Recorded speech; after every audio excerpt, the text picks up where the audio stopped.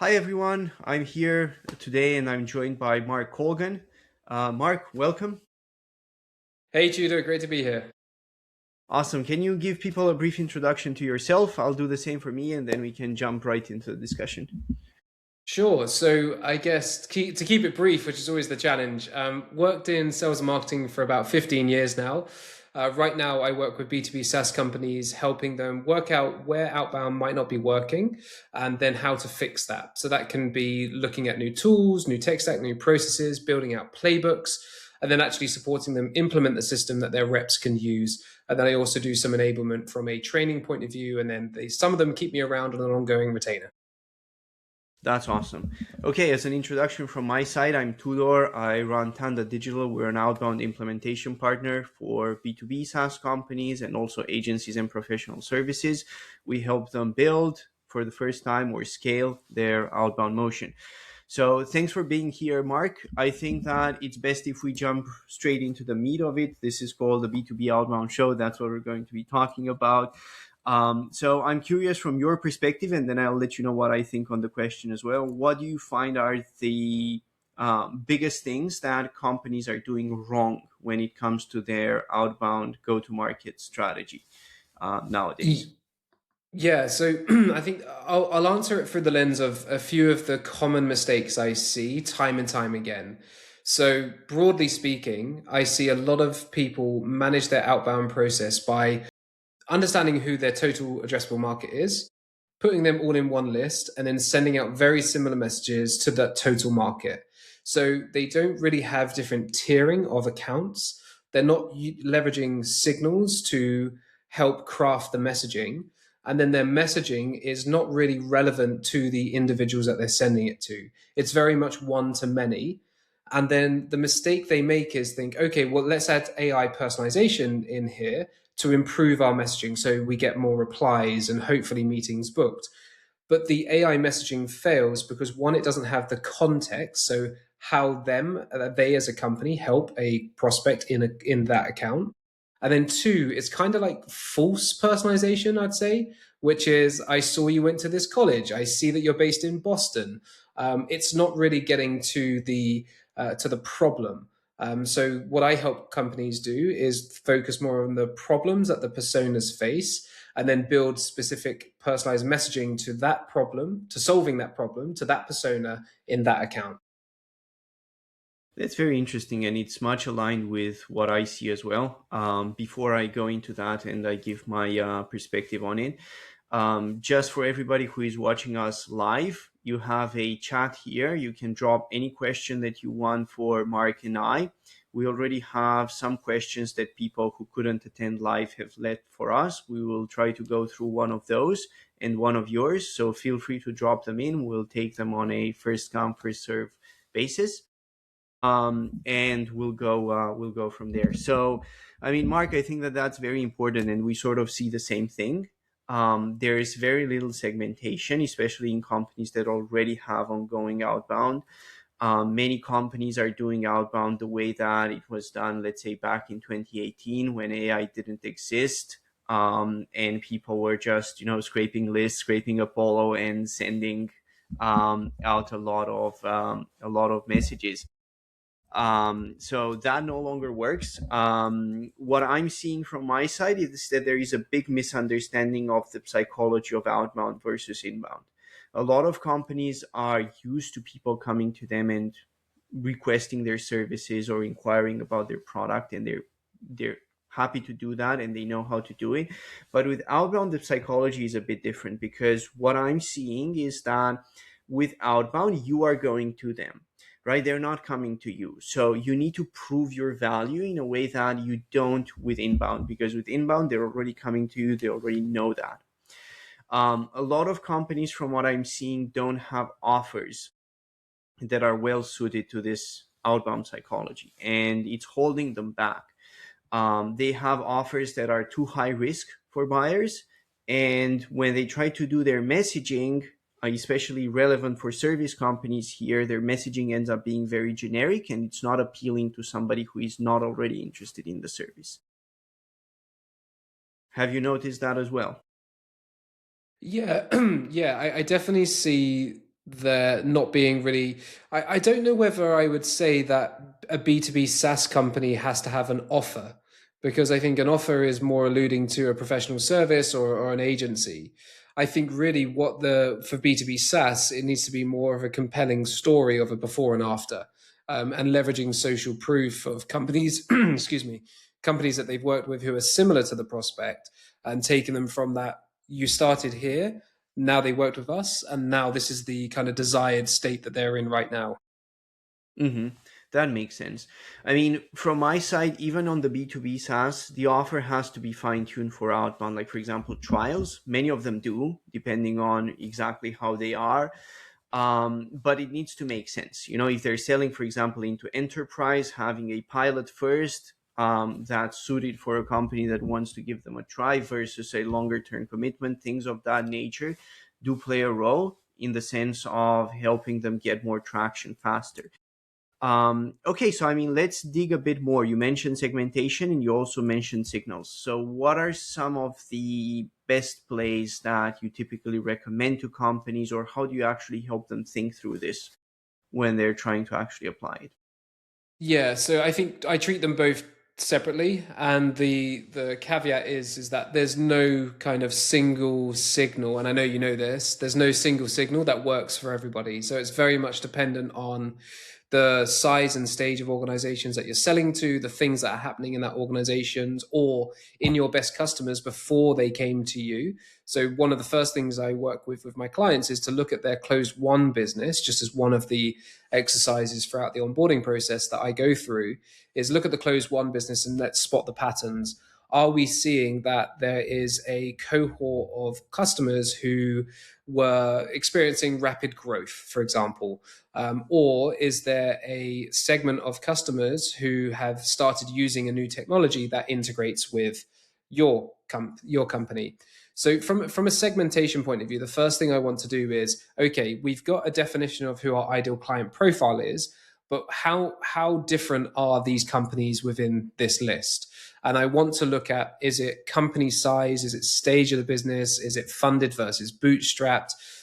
Is it the maturity of the organization? That can be a hard thing to look at. So you need to use data to determine the maturity. In my world, just to use a really simple example, if I'm selling my SDR coaching and training packages, then I want to send outreach to a segment which has more than 10 in their sales team, 10 SDRs, rather than reaching out to everybody with the same message. So my different services and products that I offer are better fit to different segments within my total addressable market. So that's the first thing. Segmentation is kind of look for the patterns in what's already working for you and try to put these companies into different buckets. When it comes to signals, I think the other thing to remember about signals is the only real intent is when somebody comes inbound, when they book a demo, request pricing, start a free trial. That's true intent. The other things out there is noise that you and your sales reps have to try and translate into action. And I think this is one of the biggest challenges I see. It's not hard now to get signal data. It's not hard to know when a company is hiring, when somebody has started in a new role, when a company starts using a particular technology or stops using a technology. But what's often lacking in the organizations that I see is that the reps don't really know what to do with that information. The default answer is to say, "Hi, I saw you raised a round of funding. Now book a call with me so we can sell you something." When really we need to be thinking about, what does that signal mean? What does it mean to the organization? What is that organization likely going through that's related to what it is that we sell and what we can help with? I mean, I think this goes to a deeper part of what we were discussing earlier because you mentioned, for example, the relevance of the message. I think that that's a part that's not very well taken into account nowadays because everybody's just using AI and letting AI personalize. And AI obviously is useful to scale stuff. We used to hire first line writers, back in 2018 when AI didn't exist. But the thing is, the message still has to be relevant. If it's personalized but it's not relevant, in my opinion, it doesn't count. And I always tell this to companies, like, it doesn't matter how much you personalize. If that personalization is not relevant to what you're going to offer in the message, then you're not really doing anything. You're just tricking yourself. Yeah, and Tanda, that also goes back to your point you said about having a good offer. You have to have a good offer for the relevant segment that you're reaching out to. Yeah. So I get emails all the time. I've got a registered company address, which I think my accountant set up. I've never been there. I don't even know what the building looks like. But I get messages all the time talking about health and safety training, fire inspection, all this stuff, facilities related stuff to do with my office, which I've never been to. I've only got a company of one, and they're just not relevant to me. But it could be the best offer out there. It could be the best health and safety training. It's solving a really important problem, but not for me. Not I'm the wrong person on their list.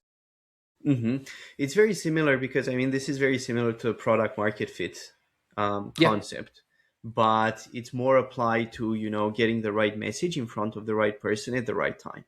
Because when you do absolutely. all those three things together, that's sort of when it resonates, they bite, and things go forward. Yeah, I mean, And sorry. Judy, I was just going to say, in the past, it was really hard to kind of orchestrate that message market fit with the prospects you're reaching out to. So, who is the individual? What's their job title? What company do they work at? In what markets? At what size? At what stage? And then, which product or service can we kind of fit and support them with? But now with the technology, obviously, it takes some time to implement this and get things set up. There's some strategy that needs to go in. There's some implementation that needs to go in, but once it's set up, you can truly create those relevant messaging for every individual prospect that either comes inbound or that you're reaching out to. It's just, it takes that strategic thinking, I think, that a lot of people try and skip. And I mean, it's right that they actually need systems, right? You can't think every time, what is going to be relevant here and so on, because if you rely on doing it that way, it's very prone to human error. Hmm. A lot of outbound, I find, for a lot of companies is actually just teaching them and showing them, or actually doing it for them, setting up the right systems for them so that their sales team can then run with them. A big mistake that I've noticed companies make is that they expect their salespeople, their SDRs or their account executives, to know this. But Hmm. outbound nowadays is very, very technical. And I'm sure you know this. It's very, very technical in the sense that there are thousands of tools that you could be using, that you could be integrating with the likes of Clay and so on. And if you don't know which ones are the right ones, how to do it, how to set it up, then it doesn't actually work and it breaks. And I think that this expectation, I mean, people who are leading companies need to understand this better, because outbound has now become so advanced that you can't expect your sales team, your day to day sales team, to actually know how to do it at a high level. Agreed. hmm You mentioned earlier something that was very intriguing to me, because you mentioned how you segment based on different cohorts, their ICP, and that's very good. What do you feel about companies actually knowing who their ICP is? Because in my experience, the reason I'm asking you is that in my experience, I've seen that companies say our ICP is companies with 10 SDRs, but that's sort of an educated guess. They never look at the data. Have you seen that with companies before? Yeah, I've seen a lot of companies completely build an outbound motion after who they believe their ICP is, but they've just guessed, and or they are building that based off the pressure from the VCs or PE. Like it comes external. Like I said, the first exercise I do is I want to ingest as much information as possible about my clients and their organization and the history to date. So I'm looking at past won deals and also past lost deals as well. Which deals are you losing and why? Oftentimes, the way that an AE or a sales rep will put the reason of the close lost isn't often the truth. And there's actually people that offer services now that call up your close lost business. This is more for mid-market enterprise, and actually conduct full interviews with them to really build out these insights. So close won, close lost. And then also I want to see people that have previously booked meetings with you. Who are they? What do they look like? What are the patterns? What are the similarities? What are the differences? And then part of it is also judgment too. You say that you help with this, but these types of companies just don't have that problem. Have you considered targeting these types of companies? But of course, every company is different. If you are a solution for electric vehicle charging, then I'm not going to say, oh, agencies would be a good option. It has to obviously be relevant to the product or solution. So it's a mixture of looking at the data, basing the insights and forming the conclusions based on data, but then also a common sense check as well. Hmm. I want to add one more thing and one more follow-up question on that. Then we'll go to a question from one of our users, one of our viewers. Sorry. So what I wanted to say is one very interesting thing that you can do, especially with B2B SaaS, where they already have, let's say, in a particular segment, they have 200 plus customers. One very interesting thing you can do is you can take their deals, their existing customers, 200, and then you can look, for example, at the tech stack they're using, at the other vendors they're using, at the composition of their marketing team or whichever team is relevant, and so on, and then do the same for the ICP that they think that those clients belong to. So let's say that the ICP is marketing agencies with 10 to 50 employees. We look at their the segment of their customers that fit that, and then we look at the general market and we compare, what features do those who become their clients have versus the average of the general market. And you can build a list of, let's say, 1,000, 2,000 from the general market and compare to the specific customer segment that you're looking at. And you can identify precisely in a statistically significant way what the exact differences are. Maybe they're on HubSpot, maybe they don't have a CMO, whatever it is, you can look for those patterns, and that becomes very data driven. And then you actually know who your ICP is and who your best buyers are, and you can concentrate your efforts on that. Yeah, Tudor, I also go through an exercise with my clients where we map out the ICP and the different Hmm. personas, and it feels a little bit manual in this world of technology. We should be able to automate this, but this is one of those steps which I don't recommend fully automating and trusting AI.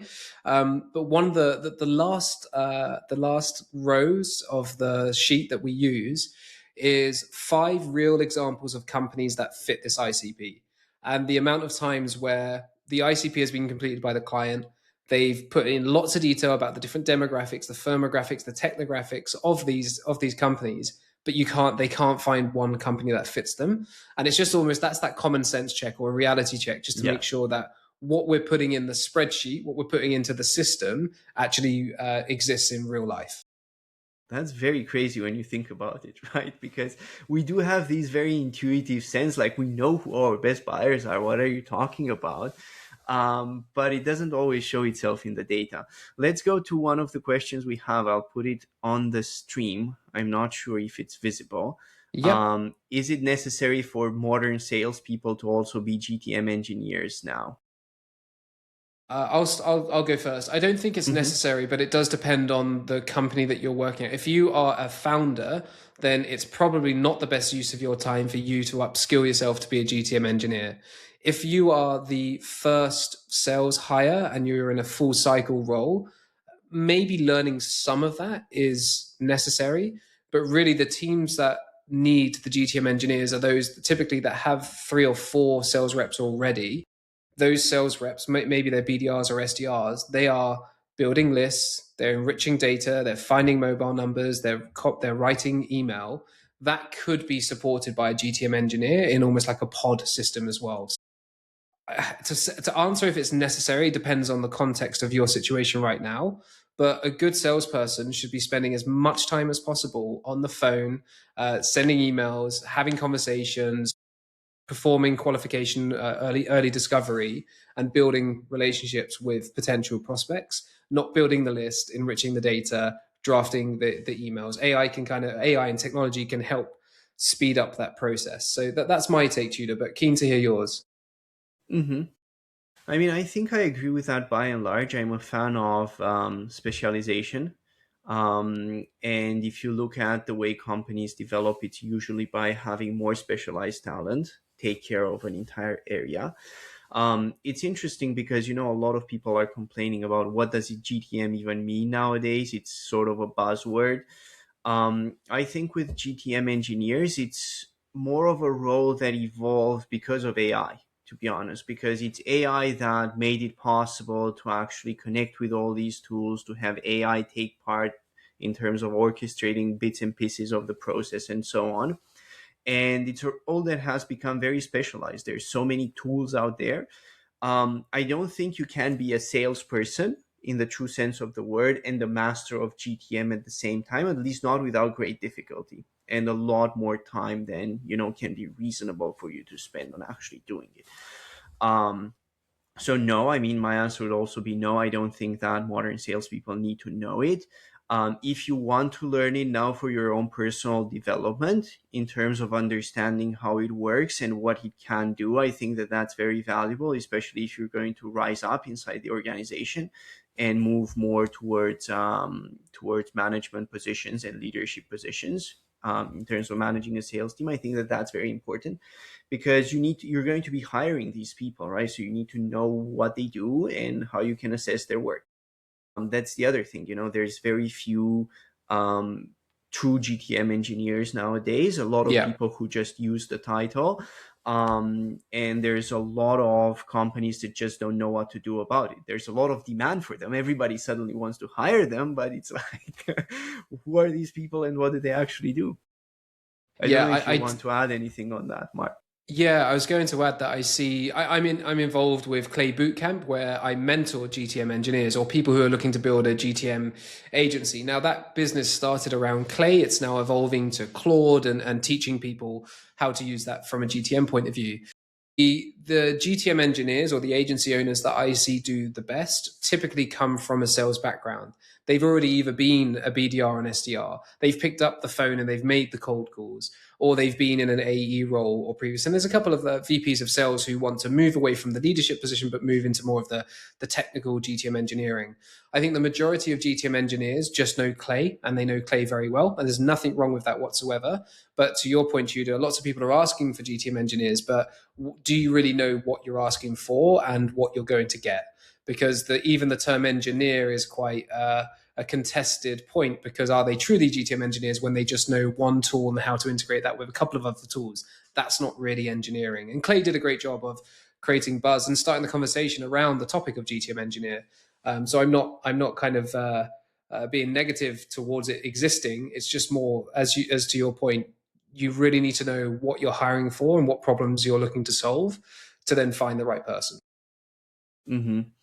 Yeah, I mean, I definitely agree with that. I think that with GTM engineers, the true function is more of a thinking functions. You need to understand the systems that the business needs.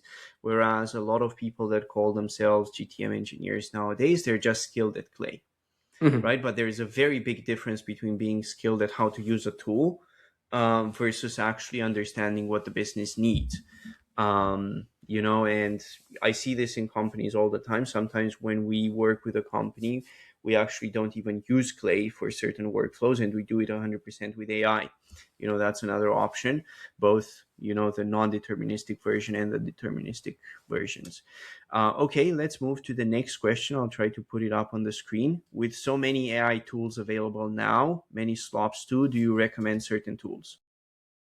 Yes, is the answer. I do have tools that I recommend, but it depends on the context. I recorded a video actually last week, Tude, I'm not sure if you saw it, where I was trying to answer the search for the holy grail of an all-in-one sales engagement platform. And the answer is it doesn't exist. There's a couple that are seeming to getting quite close. What I mean by sales engagement is that it helps with the sequencing of the activity across email, LinkedIn, phone. So even finding sales engagement platforms with dialers, native dialers, is actually there's only a small amount that have them. And then you have the argument of parallel dialing versus power dialing as well. So the answer is yes, I do recommend tools, but what I would recommend to a founder-led sell, a founder who's doing the sales versus an organization with 60 BDRs and maybe 40 AEs would be very, very different. Mm-hmm. Makes sense. I do think that there aren't holy grail tools either. I think that the tech stack that you want to use is highly dependent on your specific needs, and it's very hard for somebody to just give you generic answers. Tools are also getting more and more specialized. And there is the opposite tendency as well of building it all in one. But for example, even with tools like Instantly, they've built a lot of other functionality, so-called all-in-one. You usually don't see the best results by using the all-in-one tool by itself. Hmm. Because even taking something as specific as personalization, yeah, Instantly can do some of those things. You can build a lists entirely in Instantly, you can personalize in there and so on. But those are never as good as the data that you would retrieve, let's say, in Clay or in your own workflow process, where you're collecting specific data that you want about those accounts, segmenting them based on the data, enriching them based on the data, and then actually reaching out with context relevant personalization. So I think it's a very hard question to answer, to be honest, because there isn't just one answer to give. We also, and I mean, Mark, I think it would be useful if you can drop a link maybe in the chat now, if you can do it with, or as soon as you find the link. I think that would be useful for people to see. We also have some tools that we generally recommend. I can drop a link to this now. Um, but beyond these, it's a very contextual thing. If you have a follow up, Jake, on that, feel free to let us know, and we can give some more specific advice in your case.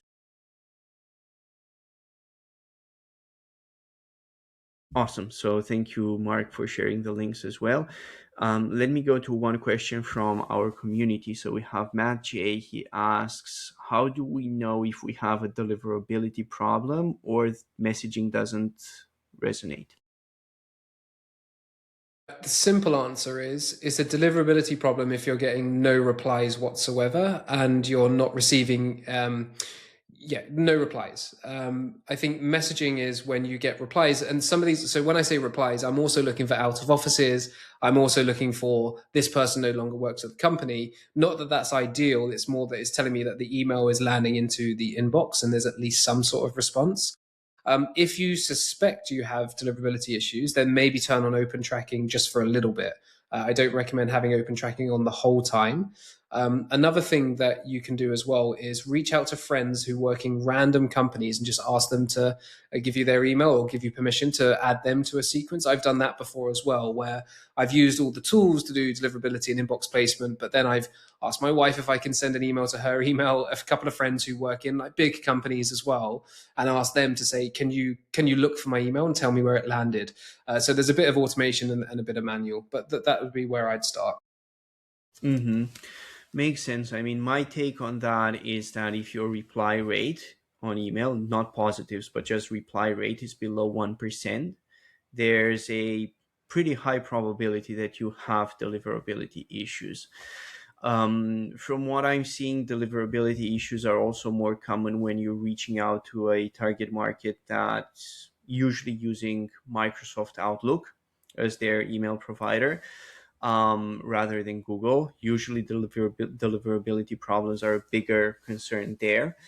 So yeah, I mean, if you see that your reply rate is below 1%, probably there's something wrong there, and it's worth looking more in depth into it. In terms of next steps, what I would recommend that you do, so first of all, run some spam tests. There are tools like MailReach that can help you in terms of doing that, and see where they land. If you see that you have a high percentage that are landing in spam, then that's your problem. Now, fixing deliverability is a lot more complex as a topic. We can go into that. Matt is not here, so he can't ask the follow up. But I don't know. I mean, Mark, shall we go into that, or shall we leave that I for another time? Tudor, I think if I remember correctly, your guide to the cold email that you shared at the end of last year, I think that covered deliverability in quite a lot Yeah, of detail. That would yeah. probably be a good place to point people to. I can put a link to that for people to get it in the chat. So I've just dropped that in now. Yeah, I mean, it's a complex topic. We can go into it, but it varies situation by situation. But basically, what you need to know as a sales leader is if you are not actually seeing replies above 1%, you're likely having a deliverability problem, and it's worth looking more into it. Okay, let's go to the next one. Also from the community, Sierra asks, why do you think reply rates are decreasing on email and what should we do about it?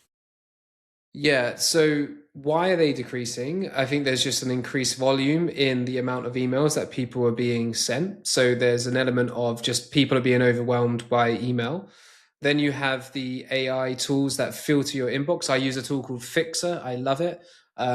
Tudor, I took 3 months off at the end of last year, at the beginning of this year, and it was so nice that I didn't have email after email after email in my inbox. I think I came back to 16 emails in 3 months. Bearing Wow. in mind, I wasn't actively working on clients, so there was a lot less volume, but there was only 16 emails that needed my attention. And some of those were from my like accountant, so like easy things to, well, in this case, this time, easy to reply to. So you've got the AI tools which are filtering, and people are building their own as well. I'm not here to argue which one's better. So volume. Also, people are just getting tired of constantly being pitched out. So there's so much bad messaging that goes out. So those are, I guess, the three reasons why I believe. And then, sorry, fourth being deliverability. So some of them getting stuck in the spam filter or being filtered as spam. What was the second part of the question, Tudor? Sorry. Let me just What can have we a do? look. What should we do about it? Yeah. Yeah. So diversify the channels that you're using to reach out to people. I don't believe now that you can only rely on email alone. So you've got LinkedIn, if that's where your audience is, and cold calling as well. Cold calling is, I think, what separates the high performing sales teams to the not so high performing sales teams.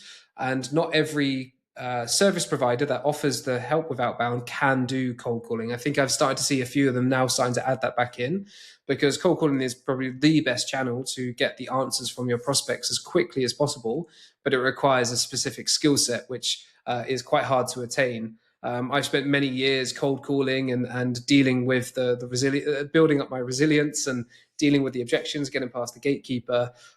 It's tough. It's not easy, but you're rewarded by doing that hard work, by getting the answers and getting through to prospects.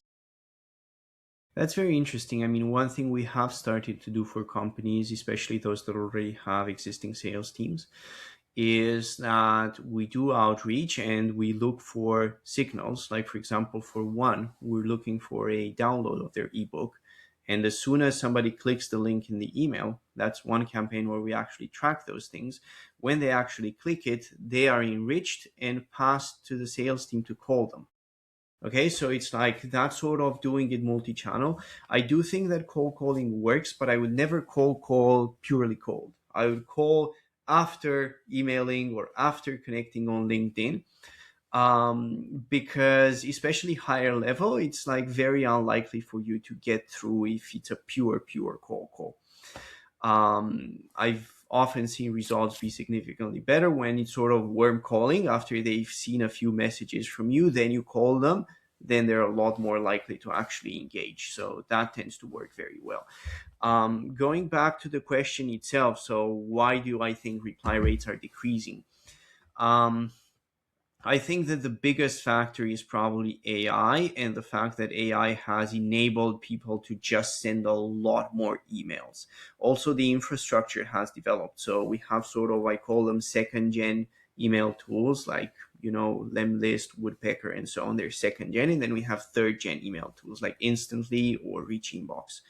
A company like Instantly makes it super easy to set up, 100 email accounts, plug them in, just throw leads and start sending, massive volume. So a lot more people are just doing that, to be honest. So the reason why reply rates are decreasing is because people are getting tired of receiving this type of sloppy messaging that's obviously sent to everybody and it's not relevant to them specifically.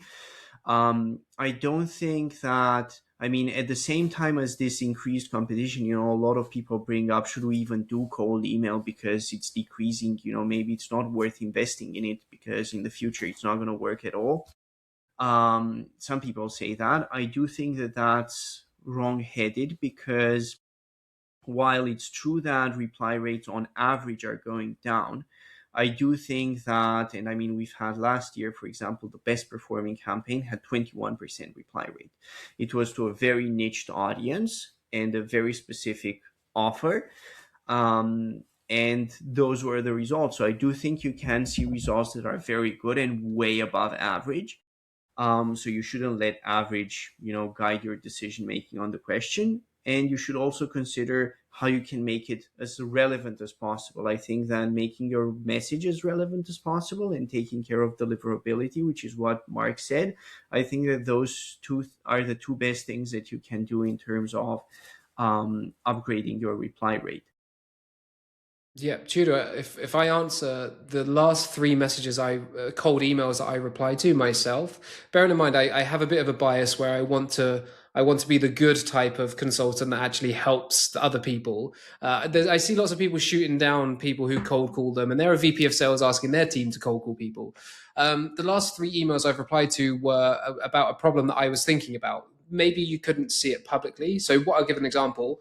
One of them is I want to improve my YouTube channel. I produce a lot of videos. I enjoy doing it, but I don't really give too much thought to the growth and also to creating videos which are going to go viral, because that's not really my goal.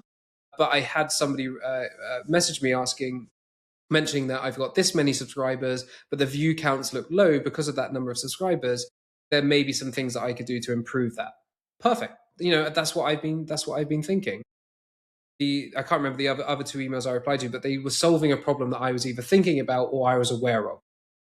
The other thing to say about emails, I'm sending out emails today. I was just looking it up as you were talking. I've sent out 169 emails this morning, and I think I'm going to get pretty decent reply rates. But the reason I'm sending the emails out is to invite people to a networking event that I'm organizing for GTM leaders in Lisbon.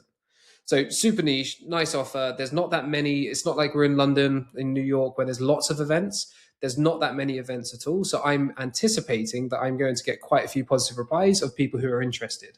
So it really does depend. So it doesn't, I'm just sharing that to say that email as a channel isn't dead, but to all the points that you shared, Tudor, you need to have the right list, the right message, make sure that the copy is relevant to the individuals. hmm I mean, I do think that it's getting harder and harder to be, so to speak, in the top 1% of emailers. And I do think it's the kind of industry where, the top 1% is really swallowing a lot more of the results. Like, Mm-hmm. it's like in the past, you could be an average cold emailer and still get results. I don't think that that exists as much today. And it's all shifting. And I think that the industry is just going to be geared where the top of the market gets everything and the bottom of the market pretty much doesn't get anything. I mean, that's sort of what I see from how it evolves. There's another interesting thing here with regards to the timing of campaigns that I wanted to bring up.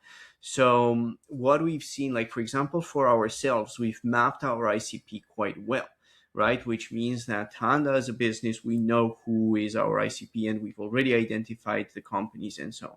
For the past year, we have actually done zero prospecting work for ourselves, apart from re-enriching existing contacts and things of that nature to watch for changes. But essentially what we do is that we run different campaigns all the time to the same target audience. And obviously it takes like 4 months for us to be able to process the same batch once again. But that has been working very, very well for us. So, it's something for companies to consider. You don't always need new prospects.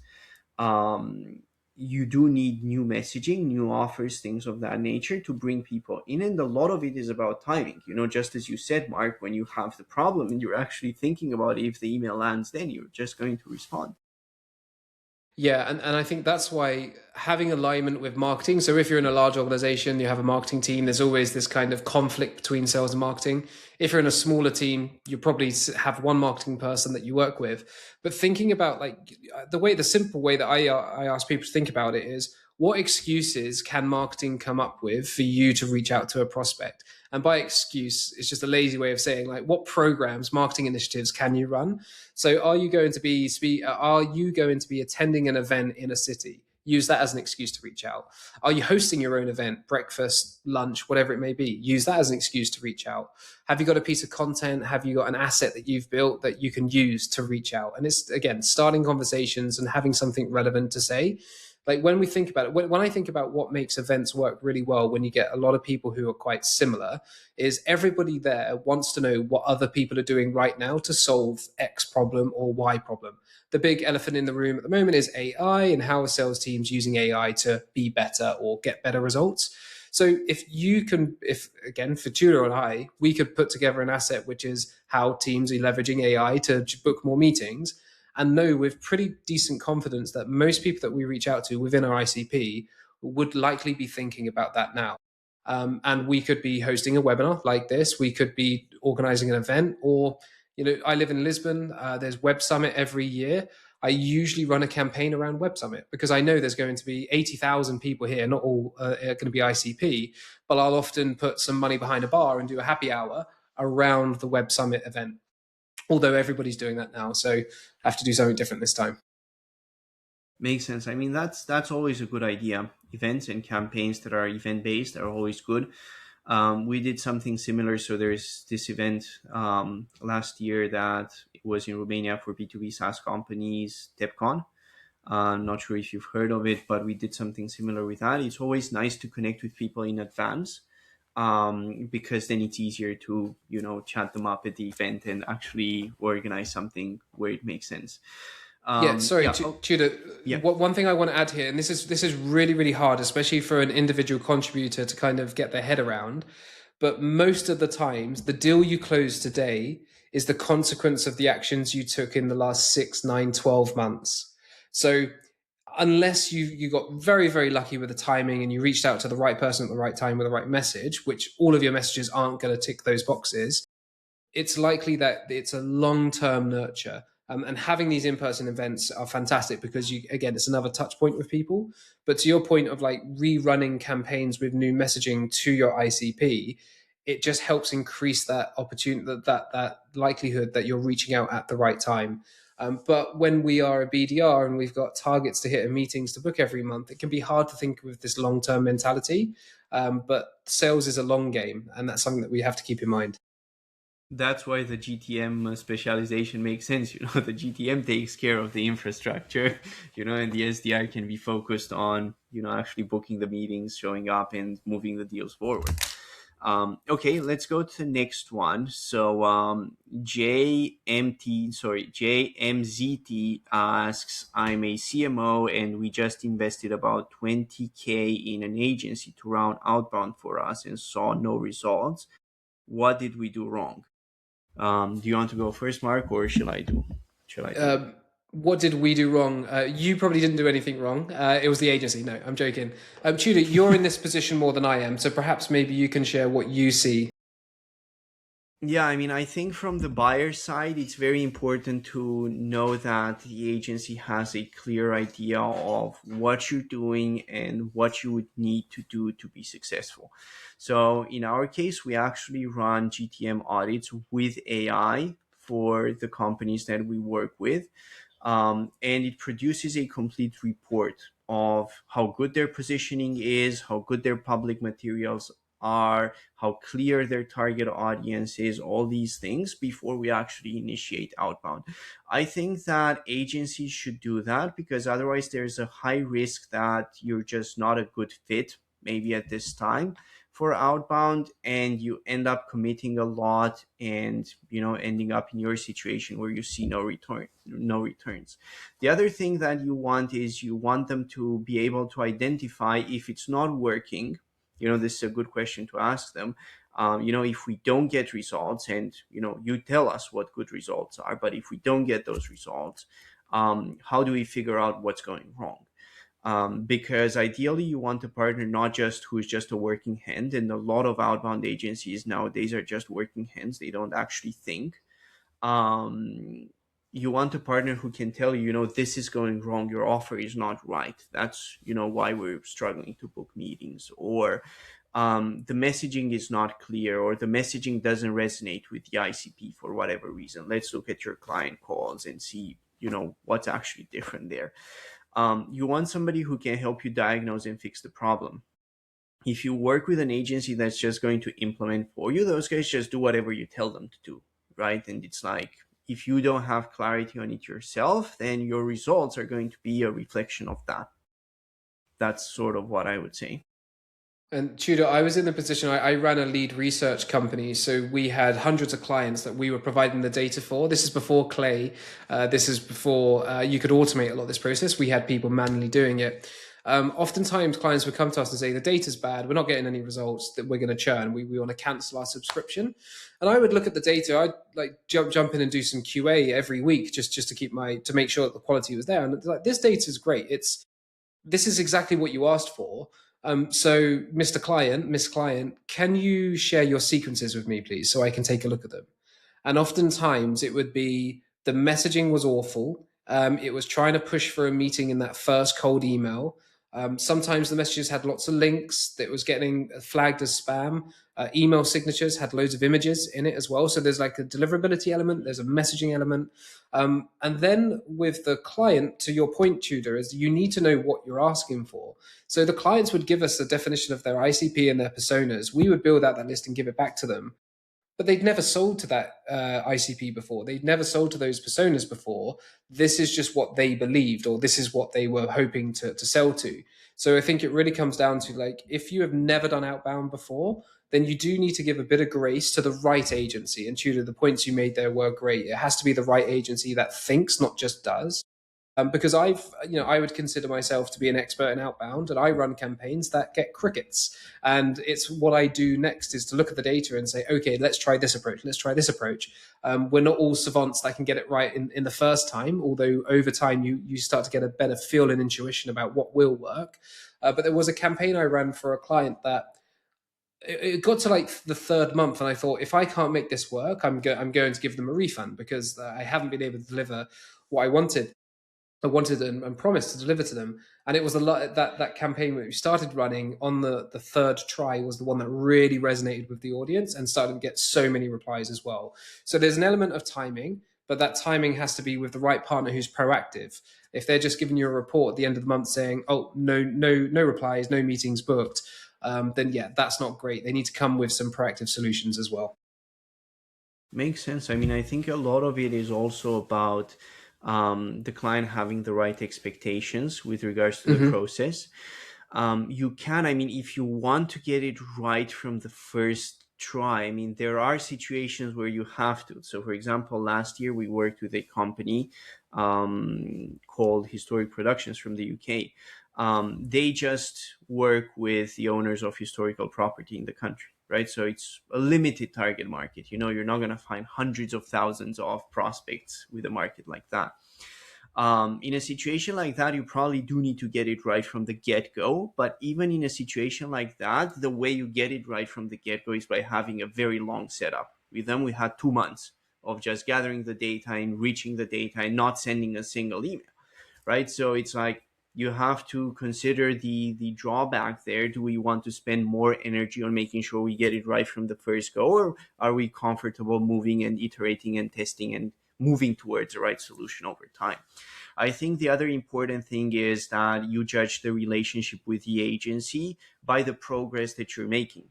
You know, the results of the first try are whatever they are, but what matters, as Mark said, is what happens after that. And it's a very common, occurrence, and I hear about it all the time in terms of people not being happy with their agencies on outbound, and it's unfortunate. Any other comments on that, Mark, or shall we go to one of the next ones? No, I think we've covered that. Okay, the next one, Trump Wins asks, if we have never done outbound before, how do we figure out if it's a good idea?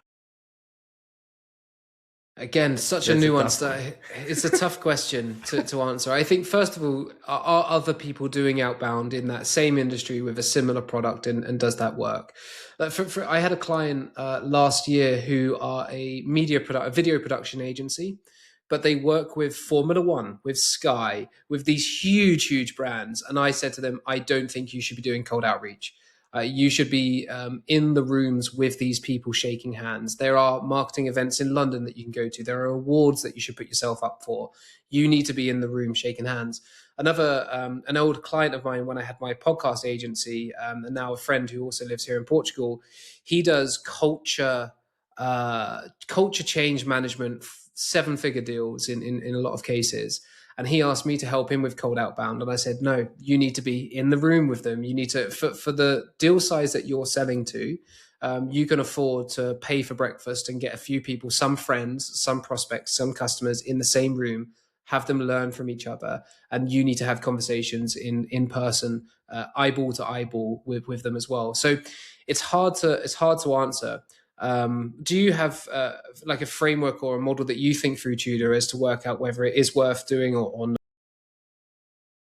I think it does depend a lot on the complexity of the sale, as you said, and how much of the relationship aspect plays into it. Because there are, for example, tech sales that are 1 million and above that are fine to do through outbound, because the relationship is not the biggest driver of the sale, if you get what I mean.